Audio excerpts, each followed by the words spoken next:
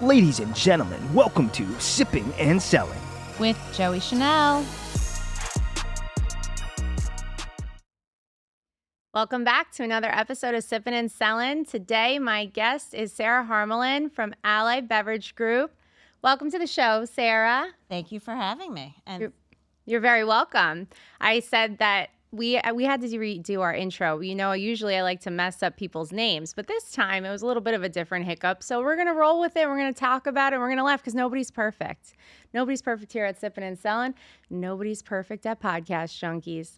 So, Sara, you flew in from New Jersey, baby, all the way to the Sunshine State, Florida, because there's so much bad snow there. And you were making a nice joke about it because I was saying that there was no plowing happening. Just it was sitting there repeating, snowing, nothing was happening.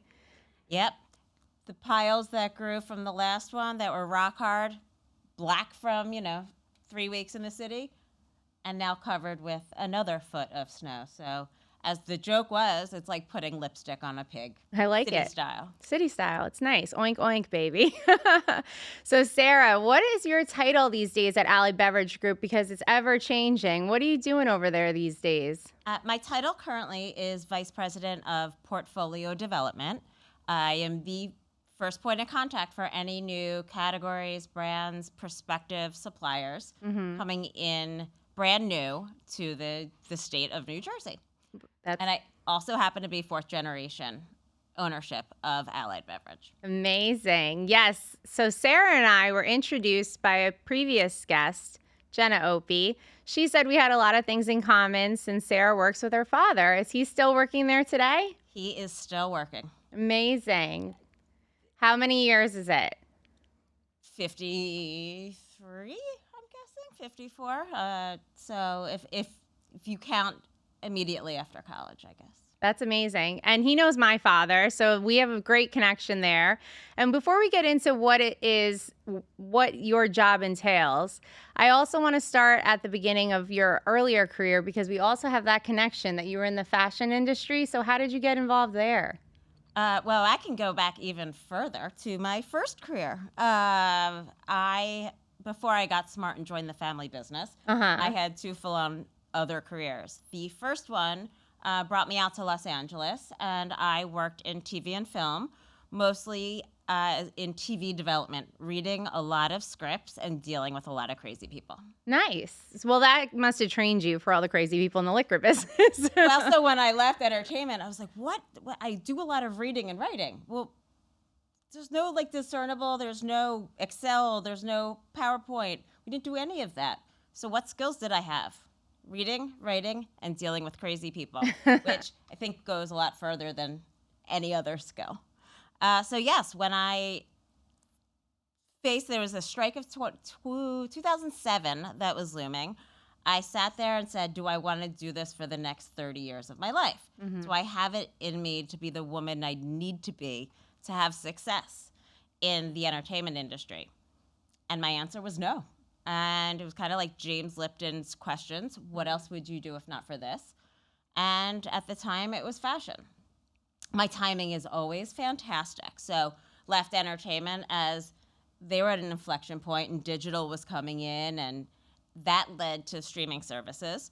And then I spent a couple of years in all sides of kind of the fashion industry, doing retail, personal shopping, and being a buyer in 4 different kinds of stores, and then found myself as part of the retail apocalypse of 2015. Oh, lovely. Yes, So your timing is good. Yeah. Yeah. And remind me, you said you left LA to do this fashion? Were you in New York or where were you? I was in New York. Okay. I went back to grad school in LA. At the time, people knew Fidham from The Hills. Okay. Dating myself, I think. And I was 10 years older than the average student there. And then stayed in retail. I wanted to work. The through line, it seems, is always branding. So actually, I ended up working for Juicy Couture when it was still a hot thing in LA, when it was still owned by Gila and Pam, the original founders. So I wanted to work at a place that was really branded and with these two amazing women. the branding held on, and the offices were out there, so I kind of figured it would start me into corporate. Of course, when I was ready for corporate, they moved the offices back east. Oh, man. And I went to work for Saks. And then the lady sold it, and the company kind of didn't become, it was no longer what it was. But the impression that I got standing on the flagship store in Rodeo Drive of 15-year-old girls from the Midwest and anywhere else being able to buy something on Rodeo Drive, but really walking into the store and just kind of freaking out was really hit me the power of brands. For sure. I mean, I wore that logo all over my butt, and in college, that was my signature look, the two-piece set. I loved this like circuline blue color was my jam, and then I'd overuse a tanning bed and wear the white one. But the terry cloth jumpsuits with the J, because my name's Joey. Listen, I drank the Kool-Aid. I loved it. And they're having a heyday. They're doing some collabs. We were talking about the St. James iced tea collab they just did, and they've done some other things that are cool. They're like revamping and trying to come back, and that's cool. Well, yeah, that led me, as I said, to Saks and Stella McCartney, another really strong brand and strong woman that I really admire.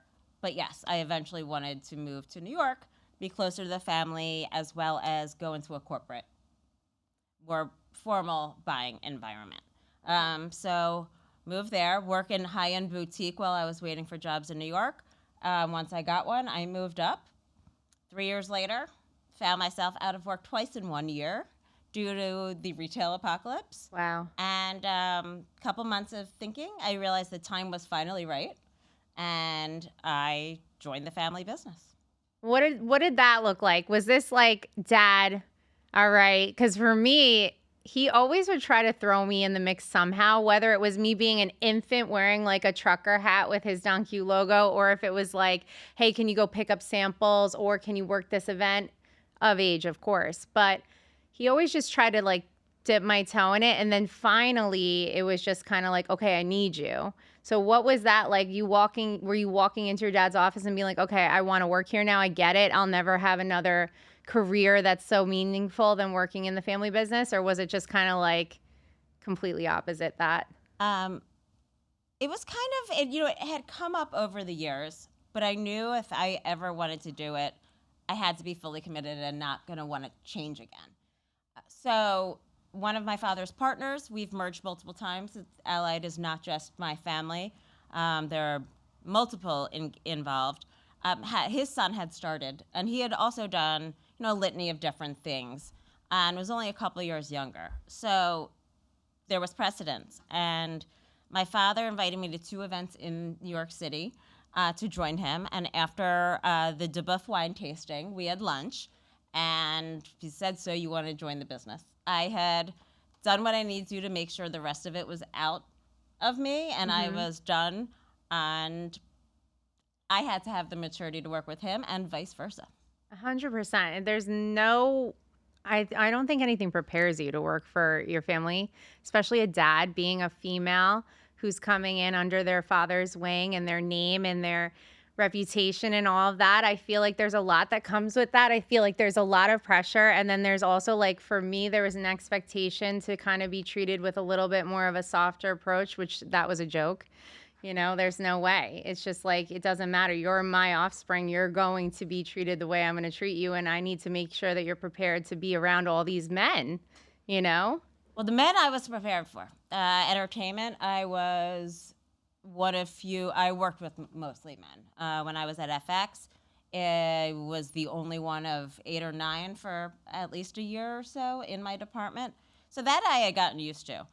I don't know if I was prepared for how few there were in general at the time, but I'm proud to say that 10 years later, it's gotten much better. But yeah, oldest daughter, always have the father stuff that was just about, wanting me to do my best. Mm-hmm. But, that always comes out in different ways. And that was what the bigger fear was. Was this going to apply to this? Am I going to hear the same things? And, there was growing pains. Of course. But, eventually, my father remembered I was a grown-up and that I was more than he maybe even anticipated. That's so good. I mean, like I said, we have that in connection. We have the fashion. I didn't work in film. I love movies. I love TV. Definitely watch plenty of shows on FX, but I'm sure there's some funny stories. I want you to think on that for the end of the show. If there's a funny story you could tell us, or a show that maybe you were attached to, that's something that maybe some of the audience have seen. But going back to our, what do you call it when it's like the daughter? It's not the what's the phrase? It's not Oedipus complex, but there's a complex, right? When is it the Oedipus? It's the nepotism, Yeah. the nepo baby, and Yeah. I think Hollywood has popularized that term. But the way I look at it is that my father was one and my grandfather was one, essentially, although he married in. So my A little grandmother different. was one of three girls. Her father and uncle started what was one of the origin companies, and therefore my grandfather and great uncles married into the business because it was just men. And yeah, it's not easy. There's been a lot of ups and downs in the past decade of, well, you're expected to do this, you're held to certain standards, and as a woman, I can't get away with what even if I was a male, nepo would still. I know. It's I hard. will say that out loud. I'll co-sign it for you. I mean, it's true. We're not BSing here. It's different. And there's all these different rules. And I think that some people sometimes will assume because you are the daughter that they could either get away with certain things or they can act a certain way, which sucks because we could never do that. Well, it's also, I think they assume things about us that are just that, assumptions. And while, we've heard perception is reality, you're told to be this way, you're told to be that way. And you know what? I was closing in on 40 when I started and had finally gotten to a point where I was like, I like who I am. I'm happy with it. So those challenges and growing pains of being able to still maintain your self-respect and self-confidence, definitely is a challenge being the next gen.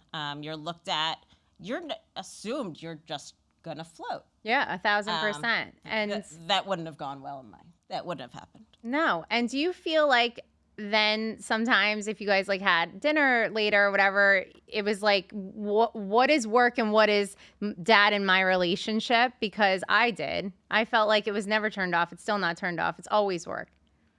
No, my father actually was really good about that. I realized pretty early on that if I was home and dinner, he wouldn't bring it up unless the topic came up because we were out drinking or something, or I brought something up. I think he really tried to separate it in that way. He never had pressured me. I always said that I didn't know much about the business. Growing up, I knew more about WSWA, our trade association, because I also didn't grow up in the state in which we do most of our business. I grew up in Pennsylvania. Oh, so nice. It was a little separated, which I think he, and still did on really purpose. Well, it happened to be how we grew up, but the fact that he stayed, I think he likes to be able to have that separation. And hence, I live in New York where we don't sell, and I like to have that separation too. If I lived in Jersey City, anytime I went out, I would end up working. Right. How could you not? Because it's your account and it's your brands and it's your house and it's your family name and your family business. Well, that's so great. And thank you for sharing, because I know it's probably a little bit of a difficult, but I get it. And I wanted to, talk about it because I'm sure there's other people listening that maybe don't work exactly in the same capacity as us, but maybe you're thinking about going to work for a family business and they're unsure. And I think there's also so many beautiful things that came out of it. And I'm sure you've got things that you could say that you love, like the first atta girl your dad gave you because you did X, Y, or Z. And there's so many of those personal stories that just kept you going all these years, right? And it just made you feel reassured. Like, this is why, the apocalypse of the fashion industry happened, because I was meant to be here right now. And this was meant to happen because I did X. So let's go into the business a little bit, because some of my listeners don't know much about New Jersey. I mean, it's a franchise state, so that means that once brands go to Sarah's house, they kind of have to stay unless they all decide not to go continue on in the business together, I guess is a nice way of putting it. But irreconcilable differences. Yes, like a marriage. Anywho, and you guys have all different, like you said, there were originally certain other families that enveloped this. So want to talk a little bit about the history of Allied, and then we'll go into exactly what you're doing and what you're onboarding and the cool projects that you have coming up. Yeah. The history starts, well, most houses might say post-Prohibition. Right.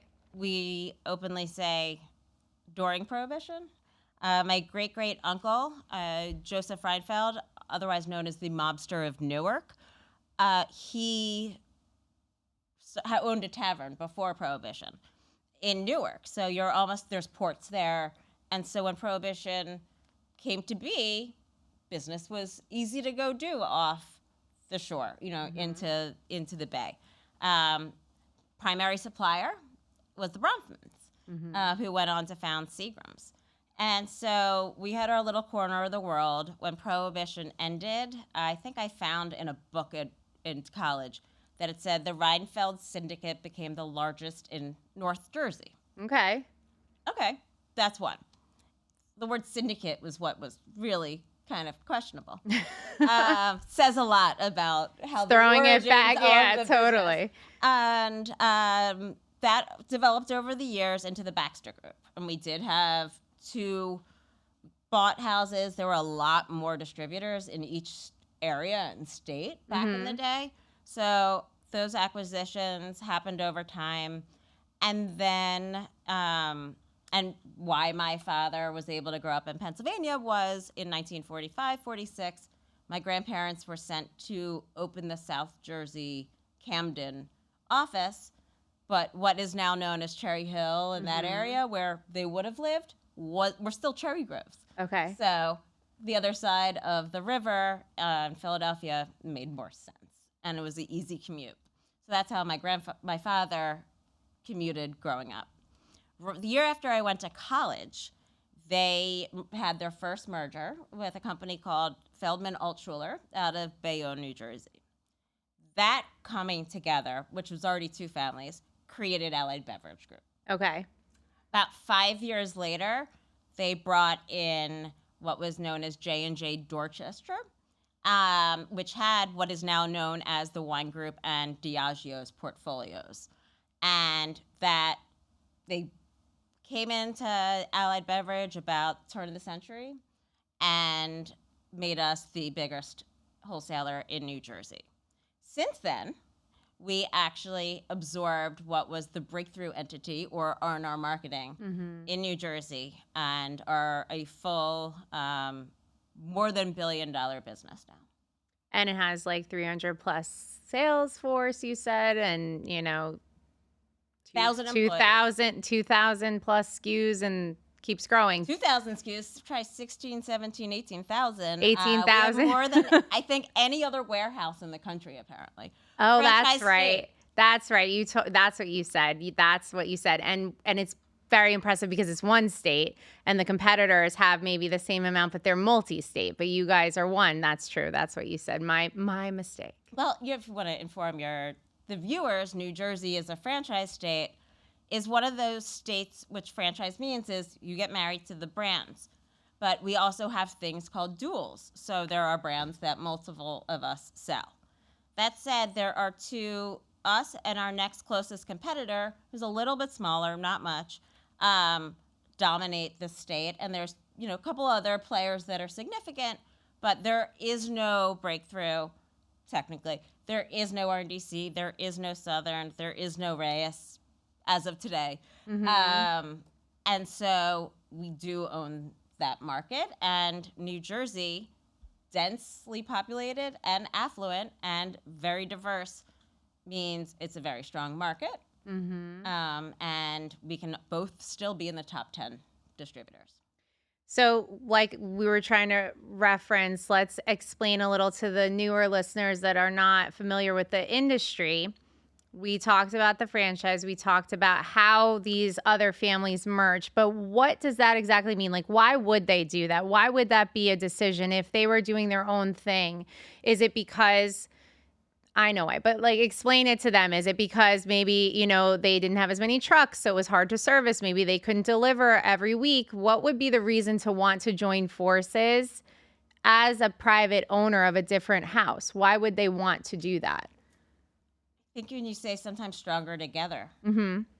And I don't know the reasoning behind the other ones, except that they might have been, there was a different, the 90s, if people remember, economy was not until the end of the decade was it strong. The beginning of the decade was challenging, and I think they saw that well, at least with F&A and Ella and Baxter, I think they saw that as stronger. Plus, the better your portfolio is, the more business you do. So when the three really came together as Allied, that gave them a really dominant portfolio. Mm-hmm. We work with every single of the big major suppliers, are exclusive on a few of them, 90+%, and are also, the go-to partners for some of the big ones. So together, we took all that share. The last merger was the R&R House was much smaller than us two and our previous, other competitors, yeah. Mm-hmm. and didn't have as many exclusives, which didn't give them any leverage in the state.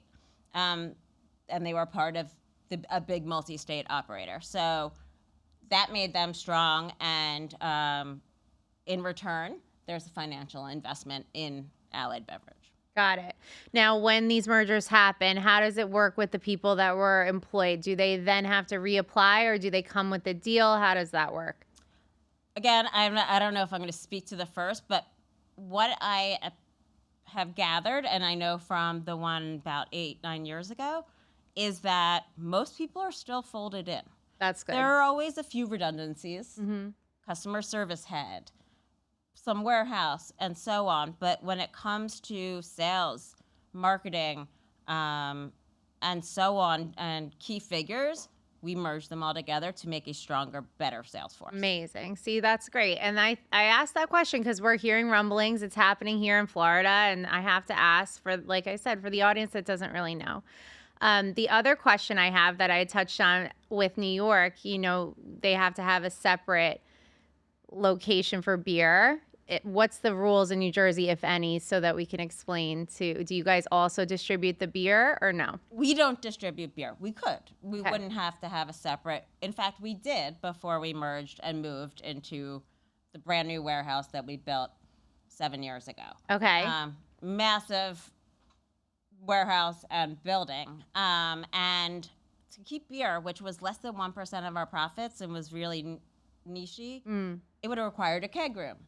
Well, that takes away space from anything else. So no more beer. Got but it. unlike New York, we can put non-alc on our trucks. Okay. We can do it all together. So right now, trucks are going out with wine, spirits, THC drinks, and non-alcoholic drinks. That's amazing. Let's stay on that topic because that's what you and I were talking about when we first met. So you guys are the biggest portfolio of THC drinks, right? You want to own that category is what I think I've heard you say in the past. Can you name some of the brands that you carry? Yeah, absolutely. Okay. We definitely have the biggest portfolio in the country. I'm going to shout out Best Brands in Tennessee, probably does. Okay. But we have the best we could have possibly curated in New Jersey, and as well as a go-to-market structure that was really unique and not many other people have done. Some of our biggest brands are some of the top ones nationally as well. Uncle Ernie's, Wink, Can, Layup, and Heirloom, which is actually more regional from upstate New York. Yeah, I've never heard of that one. And we also have Cheech and Chong and a bunch of others that are smaller and coming up as well. Amazing. And these are all THC based. Do you have any CBD or some of them are the similar? These are all THC based. Some of them have CBD in them. Okay. Because it helps with the uptake. Pure CBD drinks, we did try. Okay. 2019, 2020, it didn't go so well. Oh, no. It didn't really do anything. We realized our customer comes to us for intoxicating beverages. Right. That makes And sense. for CBD to do anything, you needed massive amounts of doses that you can't possibly necessarily get in a drink. Got it. And let's touch on my favorite topic, the hemp beverages. So what's the difference with the hemp beverage market versus the CBD market, if any? Well, you can have hemp-derived CBD. You can have marijuana-derived CBD. You can have hemp-derived THC, marijuana-derived THC, and then all of the other cannabinoids too. The hemp market has been really interesting and really fun to develop a portfolio and launch a whole new category. Yeah. And what are some of those brands? Can you share? Well, those are all the brands. Oh, those are brands, all yeah. have them So too. the Okay. THC, so it's all hemp-derived THC in New Jersey right now. At least through November, it is the independent liquor stores Okay. and Total Wines of the world that are able to carry these products. Come April, no more smoke shops, no convenience stores, just independent stores with plenary licenses. Got it. Okay. Is that a new rule?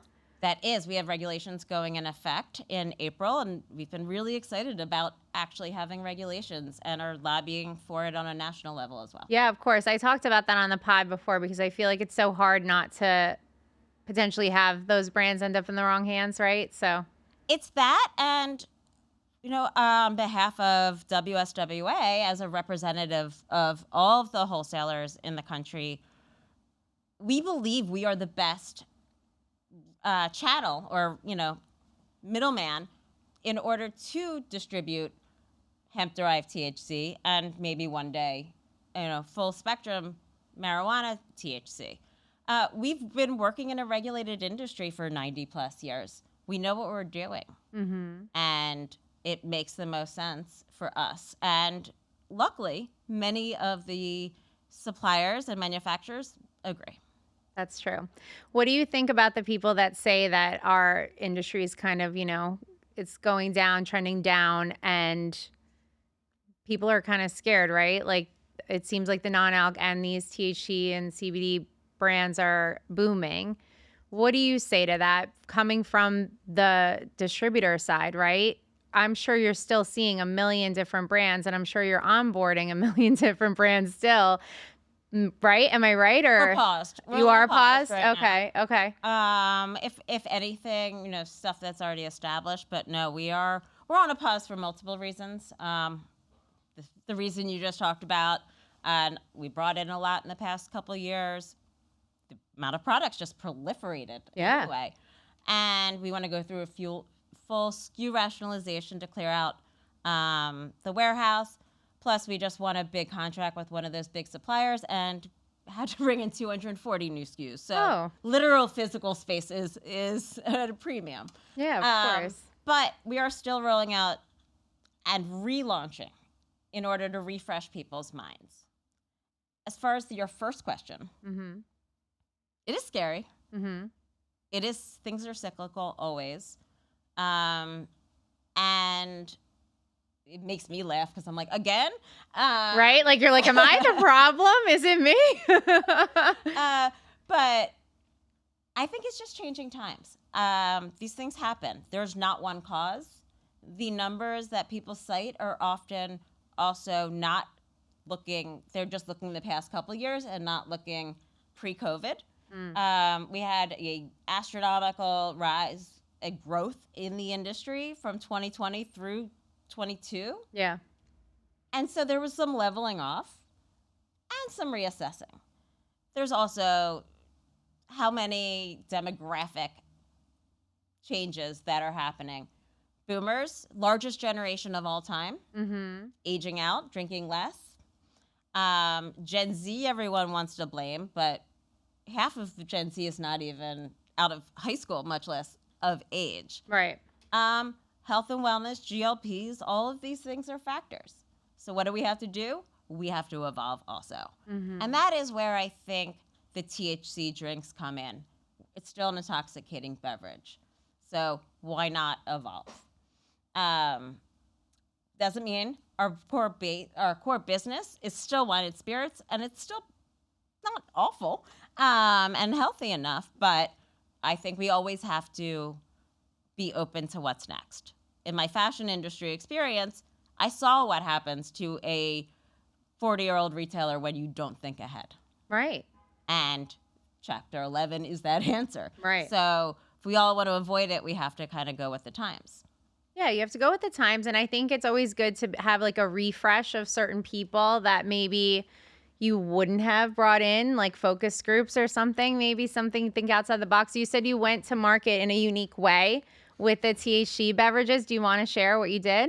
To some extent. We were very intent on keeping it separate, not wanting to disrupt our core business, our billion-dollar business. And that's still the priority. The THC might go away in November. It'll be a financial loss, but that's not what our company, our business is built on. So when we thought about it, we knew that there had to be a special group to sell it. And during 21, 22, we established a little an overlay team of Gen Zers, actually, 22 to 27, to sell non-alcs and RTDs and low alcs, and also serve as an entry-level point for sales into the business, which we didn't have anything for entry-level sales. So, and it's worked. I love That original class has graduated multiple times, been promoted to the point where someone from the original class is the field sales manager for what the group evolved into. And that is the alternative beverage team, because we know this is just the beginning of new. And we doubled the size. We have merchandisers engaged, and our underserved team, which is also pretty young, can also sell the products. So sales reps get commission for doing nothing. Wow. Because we wanted them to support. And this team is to be assigned by geography and is salaried. And they are doing fantastic.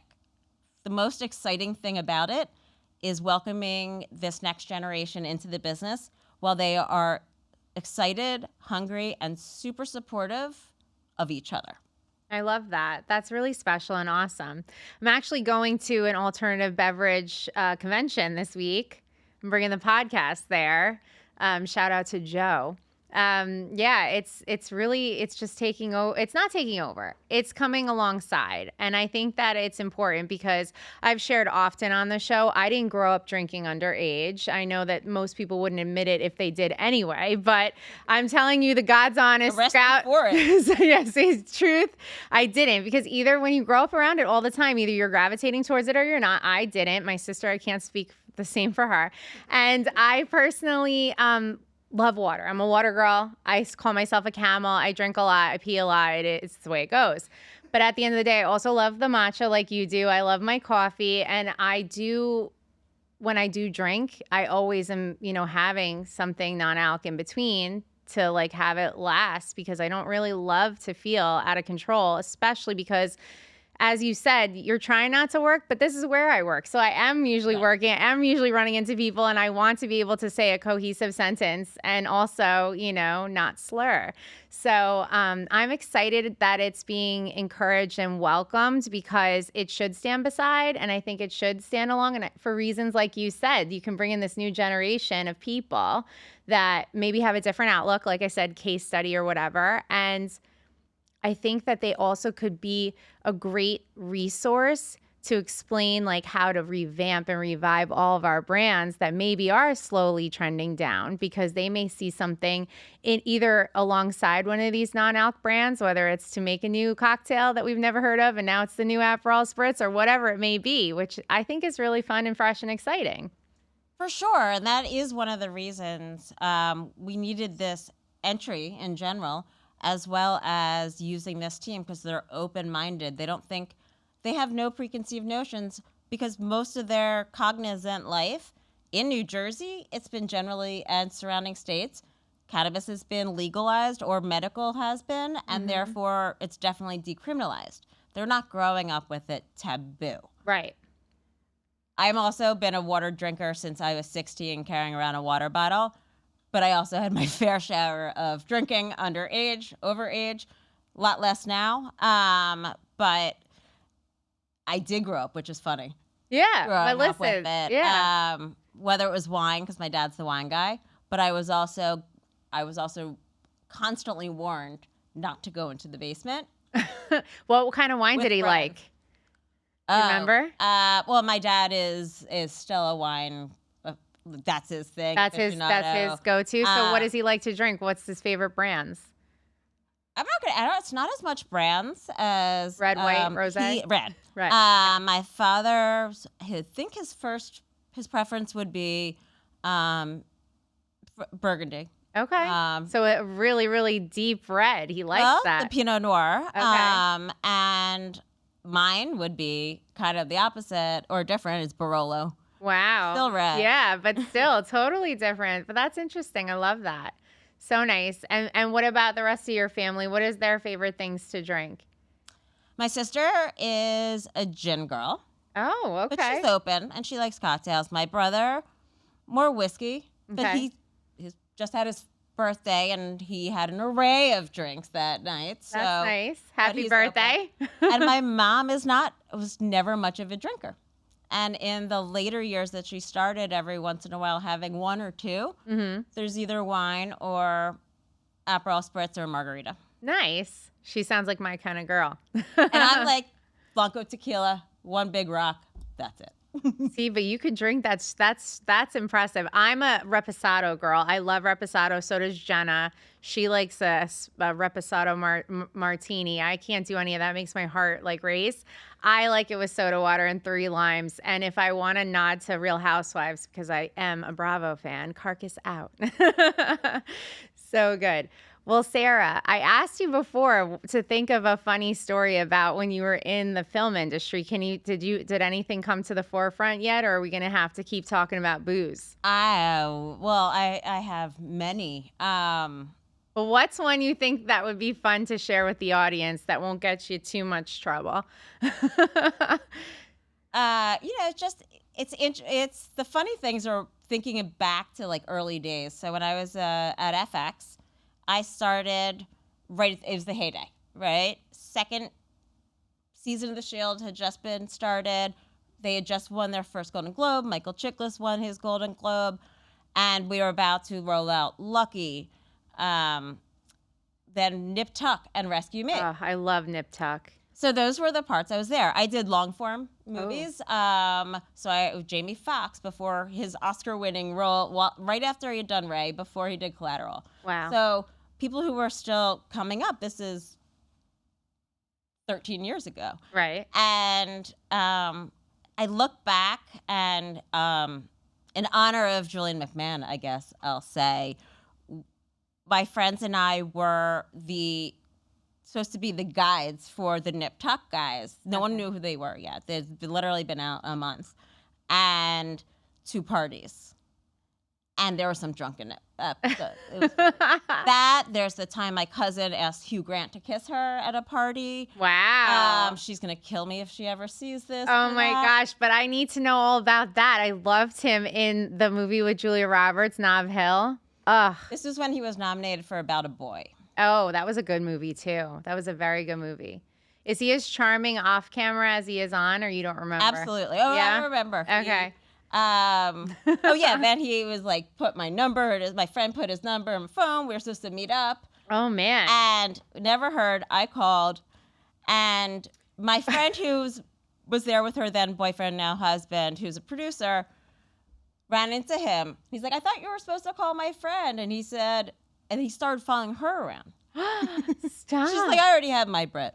Oh my gosh, I love that story. Thank you for sharing. That's a good one. I love that. And okay, so you worked on Nip Tuck. That was a killer show. But they based it out of Miami. It wasn't filmed there, obviously. No, it's okay. the Paramount lot. Okay.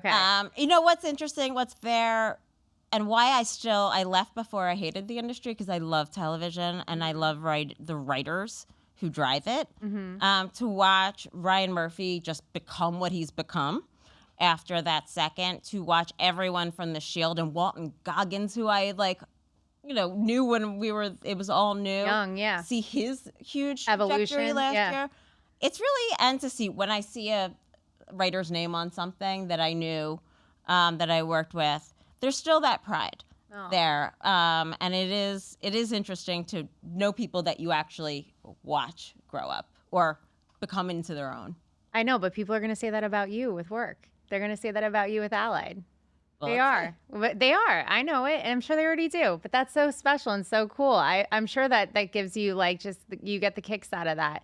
What are you watching these days? We were touching on streaming. You left and then streaming happened. What do you think about it? Are you in love with streaming? Do you think it was like kind of highway robbery for real television, or where are you at with that? As someone who had the first model TiVo, Me too. Me too. to record all my children, anything development like that, I thought was great. I was really excited to see television really come to the forefront as the place, or series, if you will, not come to the place where real character development and real great, intense, broad, important stories could be told. Mm-hmm. I did film. I saw a whole movie get made.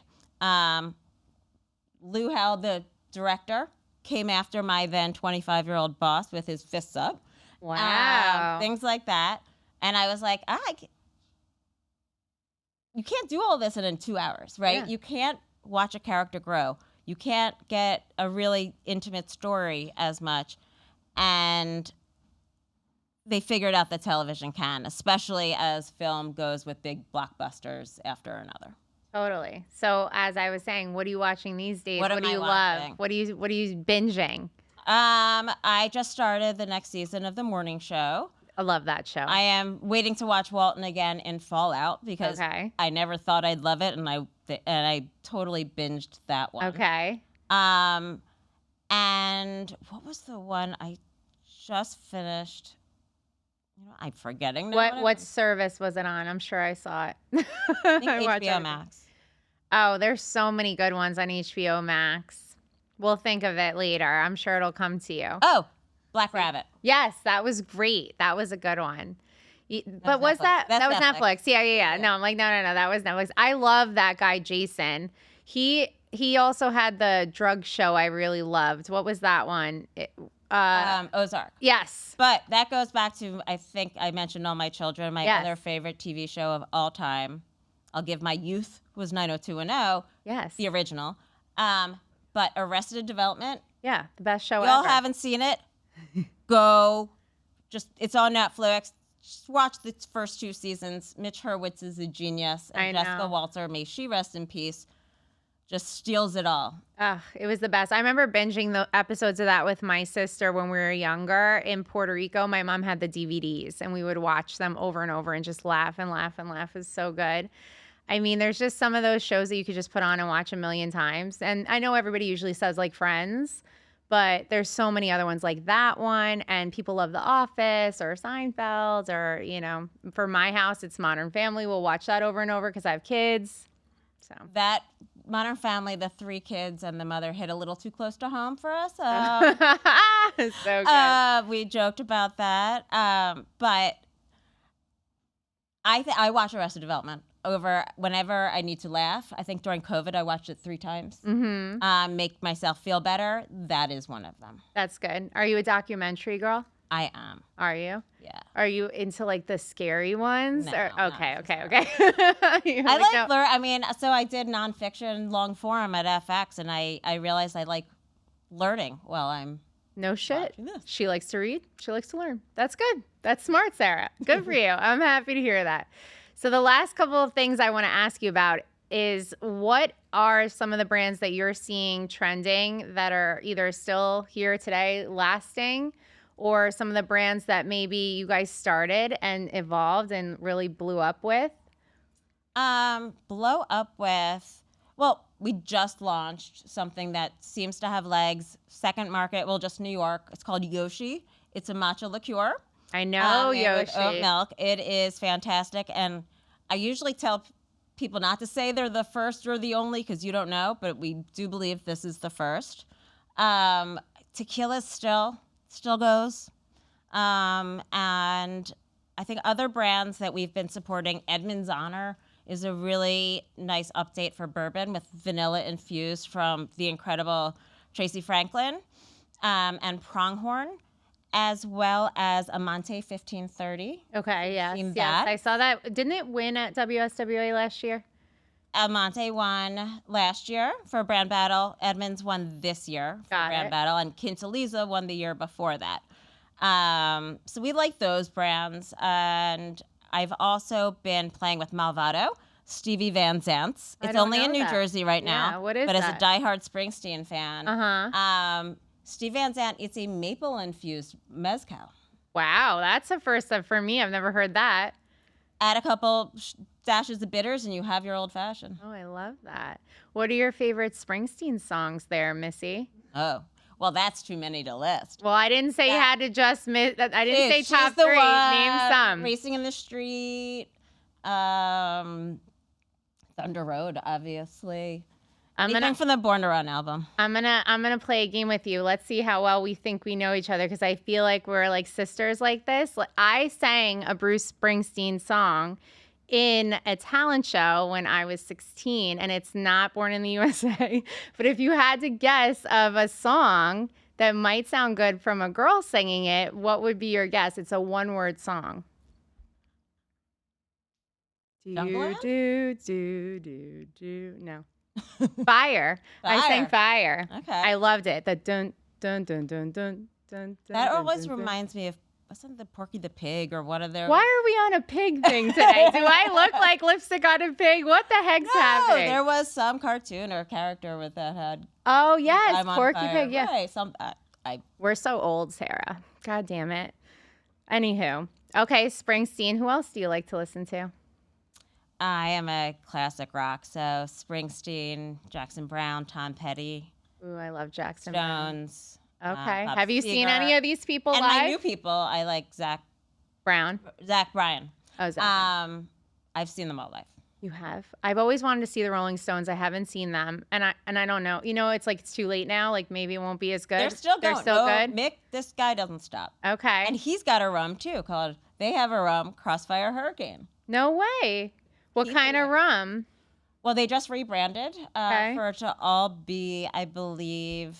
Actually, I don't want to speak which island it was from when they rebranded it, but originally they had blended from different Caribbean islands. Okay, but is it like a dark rum or? No, is it's a sipping rum. It is Oh, not nice. sweet. Okay. It is almost like the best scotch. Oh, I love that. I'm gonna have to check it out. That's cool. Ben, my producer, he plays drums, and we're big into music here. So it's rock and roll all day, baby. So that's why I like going down that path. See, they're doing this. My boys, they know it. So funny. Well, Sarah, is there anything else that you feel like that we left out that you would like to share with my audience? Whether it's something that you feel we didn't touch on. Otherwise, I have another question that I think is important to ask you. Ask me. Where do you see yourself in 5 Okay. years? And is it going to be in the beverage industry? Or are we changing? Are we going to make movies? Are we going to go into a rock band? So we're going to be on tour? God, if I ever did something else in my old world, well, my dream, my high concept idea is coming true in that, computers are connected and you're shopping online, right, through your TV. I think if I ever was out of this, I'd just open a store. You would? I'd just finally open a great boutique and own my, with tequila and sports playing. I love Sunday that. football. And you always. could bring your dog, right? Because you're a Always. big dog Dogs, person. You have a cute football, doggy. and tequila. So, Oh my yeah. gosh, I love that. What would be the name? We gotta come up with a fun name. I don't know, but yeah, I see. Otherwise, depends on circumstances, the company.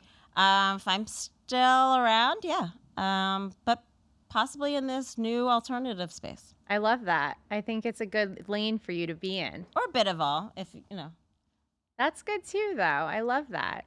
The last question I always like to ask everybody is, if you could have one drink with someone dead or alive, what would it be and who would it be with? I've already had a drink with Stevie Van Zandt. Name dropper. This chick name drops, so we got to go out together. No. Just because we were invited to his birthday party. Wow. Wonderful. That's cool. So Springsteen, I think Bruce. I will go to the dead and invoke my favorite actress of all time, Bette Davis, and find out what motivated you to be such a strong outspoken woman back in that day? I love that question. And I think with her, it's straight liquor. Yeah, it has to be Totally. Something Back in the dark day and of the stiff broads. for The sure. true broad. Yeah. And you can tell her that there's a song about her eyes. You see? Well, I think that's awesome. You have been such a pleasure, Sara. And thank you for going off topic and just having a natural conversation with me. I appreciate that because I just feel like it's so much more fun that way. And I learned so many fun things about you. And I hope my audience did too. And I want to shout out to follow Allied Beverage Group New Jersey on Instagram. And every other brand that Sara was touching on, why don't you guys go check them out? If they're carried in Total Wine, if they're not, there's some of them. Lemonade. Lemonade and And Denata. And I'll see you guys next time. Thanks again.